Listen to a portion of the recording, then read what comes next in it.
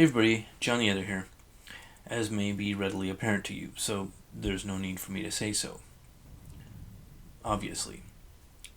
So, I've recently been individually contacted by a small handful of feminists, each asking for an email contact, or a Skype contact, and in one case a phone contact, with the stated intention of having some kind of a civil conversation, which is a little out of the ordinary for me.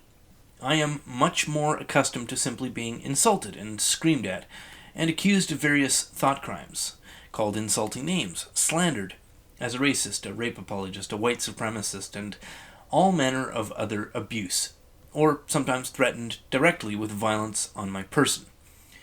But the couple of feminists I've recently been approached by through YouTube each stated that they wanted to talk to me. Naturally, I was a little skeptical of their intentions, but of course, having stated my caution here, I guess I can put it aside for now and proceed as if good faith is assumed. So I will be addressing a feminist on YouTube who identified herself to me as Marley. I will read the relevant portions of her message to me along with my responses to her inquiries. She begins, "My name is Marley and I consider myself a feminist. Hi Marley." She continues, "I'd really like to show you or help you understand that the majority of the movement isn't these insane, radical women who make YouTube videos fear-mongering and making crazy statements that if thought about more than a second absolutely fall apart. Marley, I understand your frustration with the crazies. In any movement there are always crazies who take the ideas of their movement to an extreme and who make the more measured and sober-minded individuals of their movement look bad by association. However, the word radical, which you used, is a bit of a tricky word because it has two different meanings which are very often confused. The first meaning, understandable to most people, is radical as a synonym for extreme, excessive, loony, and crazy. You said, these insane radical women, which suggests to me that you are using the word radical as another way of saying extremist. I agree that much of the public rhetoric of online feminists is extremist. It's violent, it's foolish, and it's easy to use as an excuse to mock feminism as a whole. Many of the people who oppose feminism have developed highly popular YouTube channels doing nothing other than mocking feminists based on this exact tactic. Now, I don't usually do that on my channel because I take feminism quite a bit more seriously than I take its most ignorant, loudest, and most obnoxious members. But radical, which used in the phrase radical feminism, does not mean extremist or crazy or over-the-top gonzo. It's derived from the Latin word meaning root, and most closely translates to something like from the beginning or from the foundations of our society, feminism. Another way to express this might be from the bedrock feminism, even though when we talk about radical feminists, their rhetoric and antics do appear to be extremist. The meaning of the word radical is properly foundational when we're using it with the word feminist or feminism. So radical feminists are foundational feminists. And whether you think any of them are extremist or crazy or not, it is radical feminism that is the mainstream brand of feminism. Radical feminism is that which presently dominates college campuses and gender studies talking points and curriculums. Radical feminism is also the governing ideology in the domestic violence grievance industry and in all publicly funded domestic violence messaging. It is the radical feminist message that we are fed. For example, in Canada, where I live, Professor Elizabeth Sheehy is a radical feminist and a tenured university professor teaching law and social justice at the University of Ottawa in our nation's capital. In 2013, Professor Sheehy published a book called Defending Battered Women on Trial. The title is misleading, of course. Nobody goes on trial for themselves being battered or assaulted. The term battered women doesn't actually mean a woman who has been battered or even mentally or verbally assaulted or abused. It's a term that only exists within the context of a murder in which a woman has killed a man, and in which she uses the feminist version of post-traumatic stress disorder to excuse her killing of a man. The difference between battered woman syndrome a legal term used to excuse murder, and actual PTSD is that a woman is legally considered to be battered in the Canadian court if she or her lawyer says so. That's it. There is no connection of that term to actual physical abuse, nor any clinical psychological condition resulting from abuse, physical or otherwise. So in Canada, if you are female and you have killed somebody who is male, you can be acquitted of that crime as long as you say you are a battered woman. And you do not have to actually be somebody who was ever subjected to physical or mental abuse to gain that legal escape clause. Professor Sheehy's 2013 book is a manual for women and their lawyers on how to evade a murder charge using this technique. I will also note that actual post-traumatic stress disorder resulting from exposure to combat violence in military service provides no legal excuse for killing people in Canadian law. And Professor Sheehy is not a marginal, out at the wild end of insane, extreme feminist.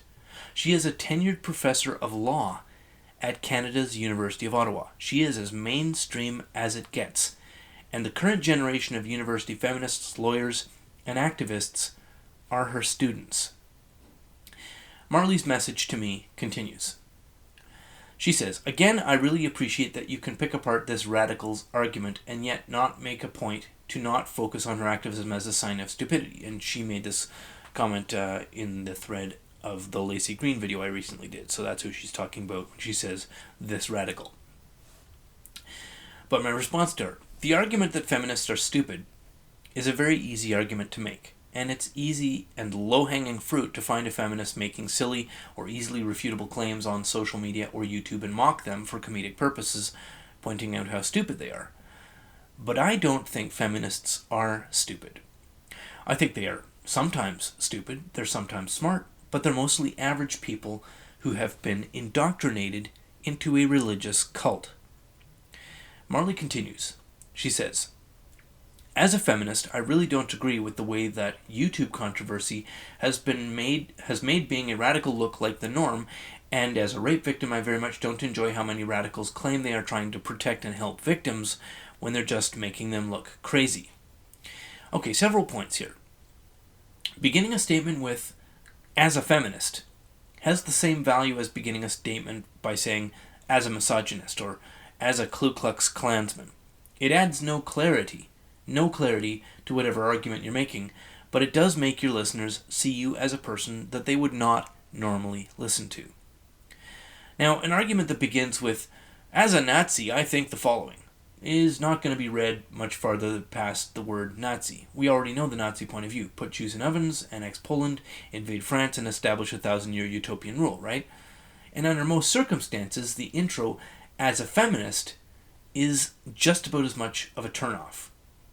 But you also said you don't agree with the way that YouTube controversy has made being a radical look like the norm. Well, being a loony or an extremist or a nutcase might not be the norm, although being wild and excessive in your claims is certainly a way to get attention and traffic on YouTube and other social media platforms. But within feminism, as we discussed earlier, being a radical feminist is the norm.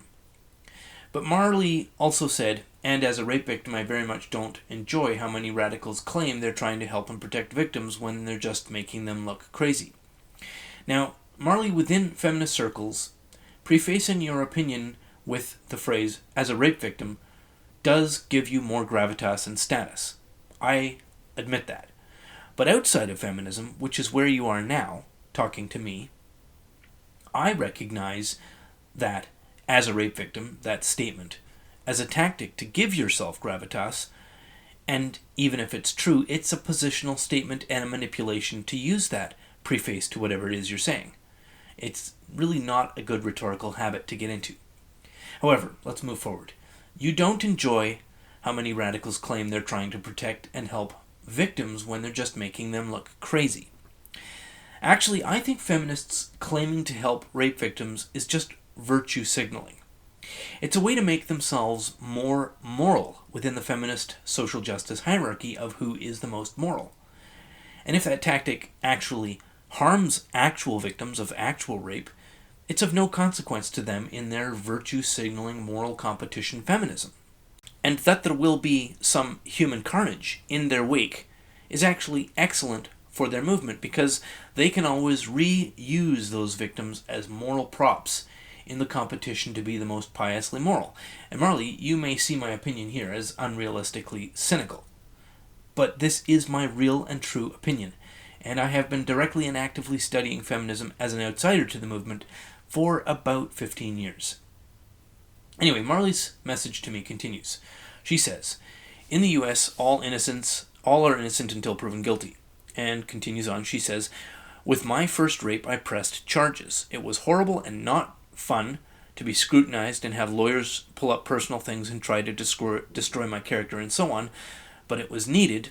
I do agree that people being falsely accused is such a huge issue that it's only getting worse. That's Marley and my response. Okay, I'm actually very glad that Marley, if she was raped, did pursue justice through the actual justice system, and despite the personal stress of being questioned and scrutinized, I'm glad she recognizes the need for those stresses if we are to have a system that actually delivers anything like justice. I'm also glad she is sane enough and mature enough to recognize that false allegations are a major problem, and one that is growing and increasing over time. I will also note that the personal stresses Marley observed on her way through the justice system are specifically what are being avoided by those who make their accusations through the media or through social media. It is in these channels that accusations cannot be examined for validity, and in which those accused have no possibility of a defense based on evidence. And that the mainstream feminist community continues to push the rhetoric, believe women and I believe survivors, should be seen as a widespread endorsement by feminists of fraudulently and maliciously made false allegations. In fact, the endorsement of no questions asked belief in the self-promoting tactic of non-judicial sex assault allegations in media has the implicit but very clear meaning that men cannot under any circumstance ever trust women. If you think women are fallible human beings, just like everybody else is, but who should also be believed in every circumstance with no question, the rational course is to deeply mistrust them in all circumstances. And hatred and fear between men and women is apparently what mainstream feminism actively promotes. Now, Marley also acknowledges that victimhood taken on as an identity or as a posture is a way to acquire advantage. She says, whether these radicals like to admit it or not, using rape as a way to get money and attention is effective, so it's not uncommon. I agree with you there, Marley. But Marley ends her note with a question to me. She says, I would really like to hear why you think falsely accused aren't compensated enough and accusers who are proven incorrect aren't punished to the full standards of justice. Well, that's two questions, so let's take them one at a time. Marley would like to hear why I think the falsely accused aren't compensated enough. They're not compensated at all, as far as I can tell. If I'm wrong, and there is some evidence that they are compensated for being falsely accused, I would like to see it. But she also asks why I think accusers who are proven incorrect aren't punished to the full standard of justice. Now, that needs a bit of clarifying. I don't think an accuser shown to have made an accusation in error should be punished or charged. People make mistakes, and it is not now, nor should it become something for criminal prosecution or punishment. However, that may have just been a poor word choice from Marley. So, why do I think false accusers who are shown to have made a knowingly and willingly false criminal accusation are not adequately prosecuted or punished? And this is quite simple. In most cases, they are not prosecuted, charged, or punished at all. And in the very rare case that there is some legal consequence, the appropriate criminal penalty should be imprisonment equal to the term of imprisonment that the falsely accused was facing.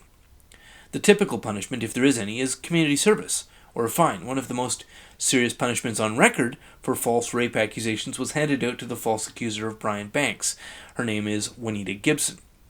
She was paid $1.5 million in compensation for her fake victimhood, and after the reveal of her false accusation of Mr. Banks, she was ordered to pay back $2.6 million, for which the court will likely garnish her wages, probably for the rest of her life. But she has not been sent to prison. although Mr. Brian Banks spent 5 years locked in a cage and another 5 on probation.